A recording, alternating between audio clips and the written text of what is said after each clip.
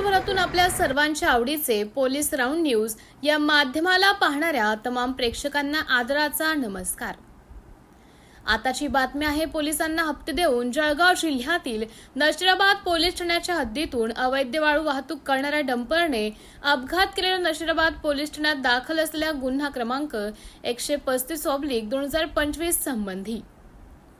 चोरीच्या वाळूची वाहतूक करणाऱ्या एका डंपर क्रमांक MH30L 3976 या वाहनाने वराड तालुका धरणगाव जिल्हा जळगाव येथील हर्षल पाटील या तरुणाच्या दुचाकी क्रमांक MH19 EJ 0003 ला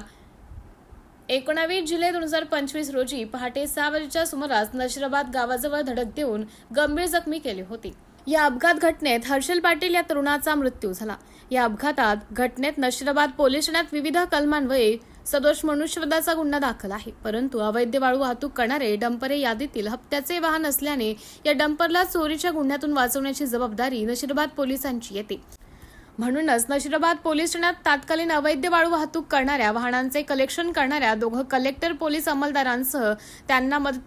कागदात मदत करणाऱ्या एका सहकार्याने पोलीस ठाणे प्रभारी अधिकारी आसाराम मनोरे यांना आर्थिक फायद्याच्या प्रलोभनाने विश्वासात घेऊन अवैध वाळू वाहतूक करत असताना अपघात झाल्याचं फर्याद व दोषारोप पत्रात नमूद असताना सुद्धा डंपर वाहनावर वाळू चोरीचे BNS कलम 303 पोटकलम 2 लावलेले नाही व वाळू चोरीच्या गुन्ह्यातून तथाकथित वाळू तस्कराला फौजदारी गुन्ह्यातून व डंपर वाहनाला महसूल आणि RTO यांच्या दंडात्मक कारवाईतून वाचवण्यासाठी तात्कालीन पोलीस ठाणे प्रभारी व तपास अधिकारी आसाराम मनोरे तसेच अवैध वाळू वाहतुकीचे कलेक्शन करणारे ते दोघं पोलीस अंमलदार हे पोलीस खात्यात असल्याने त्यांना कायद्याचे परिपूर्ण ज्ञान असल्याचा गैरफायदा घेऊन वैयक्तिक आर्थिक स्वार्थासाठी गुन्ह्यातील वाळू तस्कर तथा डंपर मालक व खरा डंपर चालक यांना वाचवलं आहे। वास्तविक पाहता फर्याद आणि दोषारोप पत्रामध्ये अवैध ओव्हरलोड वाळू वाहतूक बाबत नमूद असताना गुन्हा क्रमांक 135/2025 मध्ये 303 पोटकलम 2 हे चोरीचे कलम लावणे नशिराबाद पोलीस ठाणे प्रभारी व तपास अधिकारी यांचं कर्तव्य होते।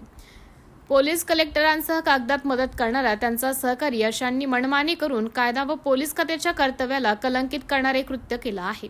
या सर्व प्रकरणाची चौकशी व्हावी व कायद्याचा गैरवापर करून स्वहितासाठी गुन्ह्याची दिशा बदलणाऱ्या तपास अधिकारी व त्या कलेक्टर अंमलदारांची चौकशी व्हावी याकरिता तत्कालीन जिल्हा पोलीस अधीक्षक डॉक्टर महेश्वर रेड्डी यांच्याकडे लेखी तक्रार दिली आहे।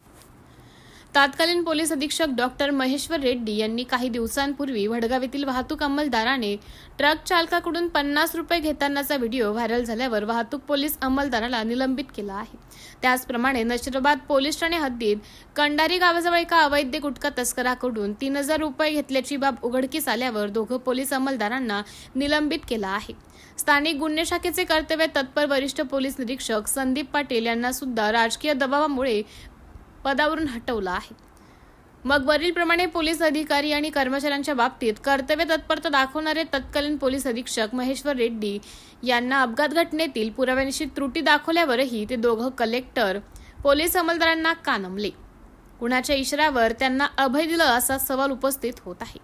नशिराबाद पोलीस ठाण्यातील ते दोघं कलेक्टर पोलीस अधीक्षक रेड्डी यांचे सुद्धा अवैध वाळूचे कलेक्शन करत होते का, त्यांना इतर मार्गाने भारी पडले का, हाही एक सवालच आहे।